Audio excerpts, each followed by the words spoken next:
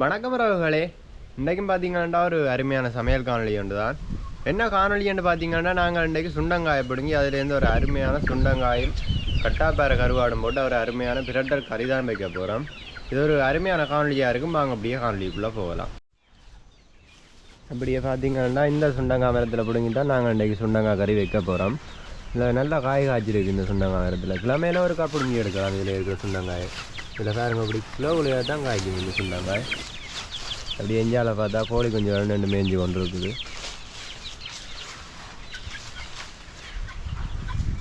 நாங்கள் இந்த சுண்டங்காயில் வெட்டிக்கிறது தான் இந்த சுண்டங்காய் குழம்பு கொண்டு வைக்க போகிறோம். நிறைய காய்ச்சிருக்காங்க நம்ம மரத்தில். நாங்கள் அடிக்கடி பிடிங்கி செய்கிறோம். நாங்கள் இதில் இப்போ கொஞ்ச நாளாக செய்யலை. இதில் நிறைய காய் இருக்குது. இப்போ இதில் சுண்டங்காய் பிடிங்கி எடுத்து ஒரு குழம்பு வைக்க மட்டும் பிடுங்குறோம். சுண்டங்காய் வந்து குழியாக தான் காய்க்கணும். எங்களுக்கு பிடுங்கி எடுக்க ஈஸியாக இருக்கும். ஒன்றொண்டா இல்லை குழியாக இருக்க வட்டி எடுக்கலாம். நாங்கள் லேசாக வட்டி எடுத்துக்கொள்ளலாம். இது இப்படி தான் இருக்கு.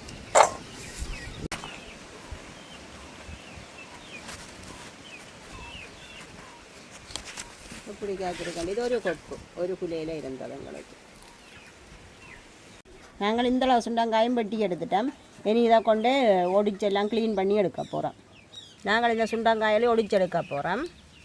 உண்மையில சுண்டங்காயன்றது நிறைய ஒரு மருத்துவ குணமுள்ள காய் தான் சுண்டங்காய். தேடி தேடி சாப்பிட்றவ நிறைய நோய்களுக்கெல்லாம் மருந்தாக இருக்குது.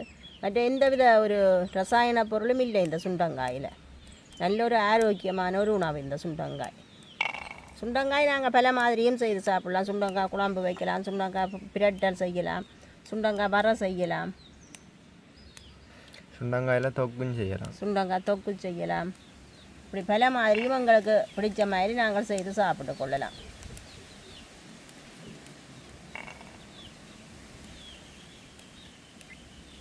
பார்க்குறதுக்கு நல்ல வடிவாக இருக்குது இந்த சுண்டங்காய். ஒடிச்சிட்டு பார்க்க நல்லா இருக்கும். போல மாதிரி இருக்குது. ஆனால் இப்போ நிறைய பேர் இதை தேடி தேடி சாப்பிட்டு கொள்ளி நம்ம இந்த மருத்துவ குணம் தெரியும். மற்றது இது வந்து வீட்டில் எங்களுக்கெல்லாம் தானாக தான் முளைச்சி வந்தது. அதை நாங்கள் சும்மா தண்ணி விட்டு பராமரிக்கிற மட்டும்தான் தானாக தான் முளைச்சி வந்தது. ஒடிச்சு போடைக்குள்ள நல்ல ஒரு வடிவாக இருக்குது. கையால் பிடிச்சி பார்க்க ஆசையாக இருக்குது. சின்ன கலட்டா தொட்டு தொட்டு விளையாடுவினம் போல இருக்குது. அப்படி ஒரு நல்ல நைஸாக நல்லா இருக்குது. நான் சுண்டங்காய் எல்லாம் ஒடிச்சு நல்ல வடிவாக க்ளீன் பண்ணி எடுத்துட்டேன். இதை நான் கொஞ்சம் இடித்து எடுக்க போகிறேன். இடித்தா தான் அதுக்குள்ள உள்ள விதைகள் கொஞ்சம் குறையும். நிறைய விதை இருந்தால் ஒரு கசப்பு தன்மை இருக்கும். அதுக்காக கொஞ்சம் இடித்து நான் அதுக்குள்ளே கொஞ்சம் இடிச்சிட்டு கழுவினா விதைகள் குறைஞ்சிடும். கசப்பு தன்மை குறைவாக இருக்கும். ஆனால் விதைகளோடு சாப்பிட்டா தானே நிறைய மருத்துவ குணம் இருக்குது. கொஞ்சம் கசப்பாக இருக்குது. நான் முழுமையாக அடிக்கல, கொஞ்சம் அறுவல் நிறுவலாக அடித்து கழுவ போகிறேன்.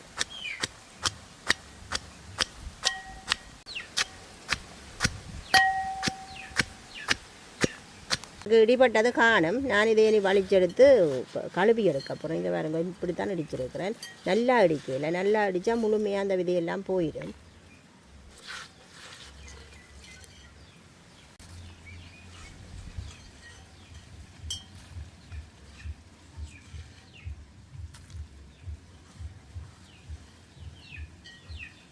இதை நாங்கள் கழுவி எடுப்போம். 2-3 தண்ணியிலே அலசி அலசி கழுவினா தான் அந்த விதையால் போகும்.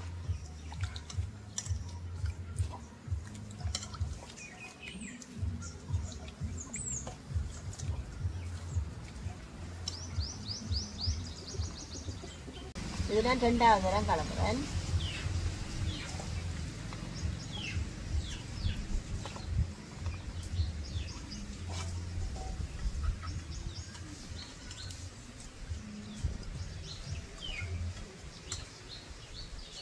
சுண்டங்காயெல்லாம் வடிவாக கழுவி எடுத்துட்டேன். இப்போ கட்டாப்பாறை கருவாடு நல்லா வெட்டி எடுத்துருக்கிறேன். இதுக்கு கொஞ்சம் சுடு தண்ணி விட்டு கழுவ போகிறேன். ஏன்னா கொஞ்சம் உப்பாக இருக்கும் தானே கருவாடு.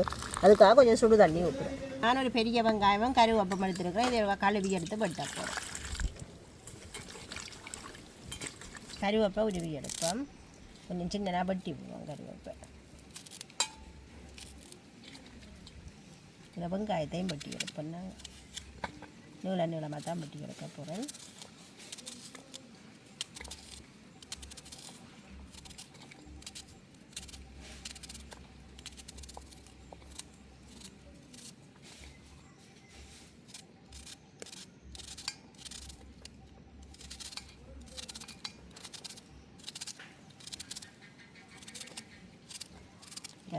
வெங்காயம் எல்லாம் வெட்டி எடுத்தாச்சு.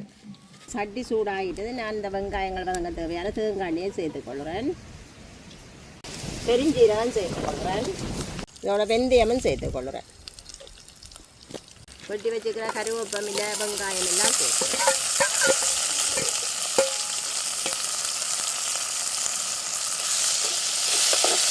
எல்லாம் கொஞ்சம் மதங்கி விடப்படுறது.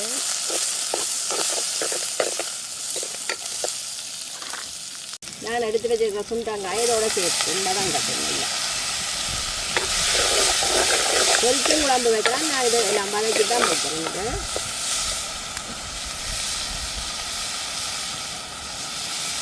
கழுவி எடுத்து வச்சுக்கிற கட்டாப்பாறை கருவாட்டையும் நான் சேர்த்துக்கொள்கிறேன்.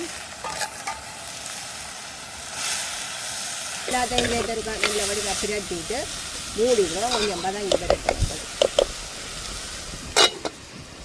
நாங்கள் ஒரு கத்திராந்து பார்ப்போம். நல்ல வடிவாக இந்த மதங்கி பண்ணிட்டு இதுக்கு நான் தேவையான அளவு உப்பு சேர்த்துக்கொள்ள போகிறேன். உப்பு சேர்க்கிறேன். கருவாட்டிலையும் உப்பு இருக்குது. நான் கொஞ்சமாக சேர்த்து தேவையான அளவு உரைப்பும் சேர்த்துக்கொள்கிறேன். தூள் சேர்த்துக்கொள்கிறேன். இதில் தேங்காய் பால் புளிஞ்சு எடுத்து வச்சுருக்கிறேன். 2 தரம் புளிஞ்ச பால் தான் எடுத்து வச்சுருக்கிறேன். அதையும் நான் சேர்த்துக்கொள்வேன்.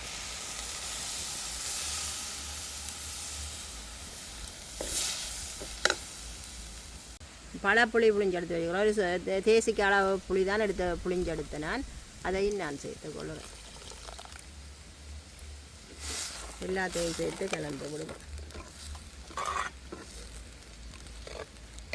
எல்லாத்தையும் கலந்துட்டு மூடி விடுவேன். நல்லா எங்களுக்கு பிரட்டல் கறியாக விரட்டும். கத்திராந்து பார்ப்போம் எப்படி வந்துட்டு கறின்னு பாருங்க. உங்களுக்கு நல்ல பிரட்டல் கறியாக வந்துட்டு கருவாட்டு மனம் கமக்கு. இந்த சுண்டங்காய் இருமலுகள் அதுகளுக்கெல்லாம் நல்லா சாப்பிடலாம். நாங்கள் சமைக்கிற இடத்துக்கு பக்கத்தை பார்த்தா வேலிக்கரையில் எங்களுக்கு சுண்டங்காய் மேலே நிற்குது. அதுலேயும் நாங்கள் ஆஞ்சிருக்கிறோம். நாங்கள் இன்றைக்கு இதில் ஆயில் நாங்கள் அங்கால 2 அதில் ஆஞ்சினாங்கள். இதுலேயும் நாங்கள் பிடிச்சி இருப்போம். விலையும் நிறைய காய் எங்களுக்கு சுண்டங்காயும் கட்டாப்பாறையும் நல்லொரு கறி, நல்ல ஒரு பிரட்டல் கறியாக வந்துட்டு பாருங்க. இப்படி குழம்பெல்லாம் குறைவாக வந்து நல்லா இருக்குது. குழம்பெல்லாம் சுண்டங்காயில் ஒட்டி கொண்டு இருக்குது. நல்லா இருக்கும் இதை சாப்பிட. நாங்களும் இறக்கி எடுக்கப்போம். எப்படி இருக்கட்டும் பாருங்க. உங்களுக்கு சுண்டங்காயம் கட்டாப்பாறை கருவாடும் போட்டு நல்ல ஒரு கறி கொண்டு வச்சுருக்கோம். ஒன்று அப்புறம் வந்து வந்திருக்கு கறி. சாப்பிட்டு பார்ப்பேன். சுண்டங்காயம் கட்டாப்பாறையும் ரொம்ப இப்படி இருக்குண்டு.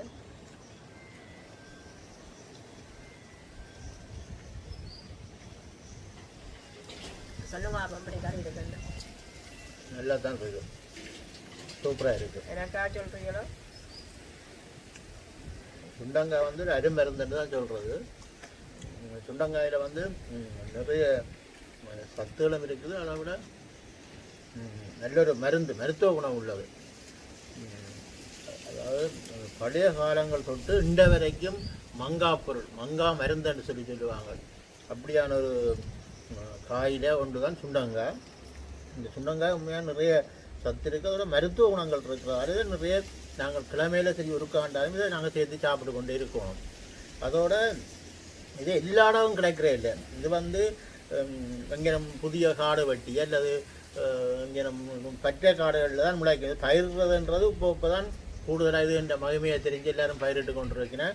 அதை விட இது கூடுதலாக இங்கே காட்டுக்கு கரைகளில் தான் முளைக்கும். இது முளைக்கும் நிறைய காயாக்கிறது. ஆனால் இது தேடி பிடுங்குறவை ஆக்கள். ஆனால் எங்களோட இடத்துல வந்து இது எங்களோட காணிகள் அல்லது எங்களோட வேலிக்கரைகள் எல்லாம் நிறைய இது இருக்குது. அதால் நாங்கள் கிழமைக்கு அப்படிங்க சமைக்கிறாங்களோ அதுதான் இப்போ உங்களுக்கு இதே ஒரு வீடியோவாக போடணுமென்றா இல்லை நீங்கள் இங்கே கண்டானம் விடாமல் வேண்டி சமைக்கணுமென்றதுக்காக நாங்கள் ஒரு வீடியோவாக இது செய்திருக்கிறோம். நல்ல சூப்பராக இருக்குமே. கருவாடு கட்டாப்பாரோட போட்டு காய்கறிக்குள்ளேயே சின்ன காய்கறி என்றா இந்த சுண்டங்காய் தான் சின்னம் தானே. ஆனால் நல்ல சுவையாயும் இருக்குது. கருவாடு போட்டு வச்சா அந்த மாதிரி தான் இருக்கு. கட்டாப்பாறையும் போட்டு வச்சதும் சாப்பிடக்கூடிய மாதிரி தான் இருக்குது. நல்லா இருக்குது. நல்ல டேஸ்ட்டாக இருக்குது. நாங்கள் இதோட இந்த காணொலியை முடிச்சுக்கொள்கிறோம். பாய்.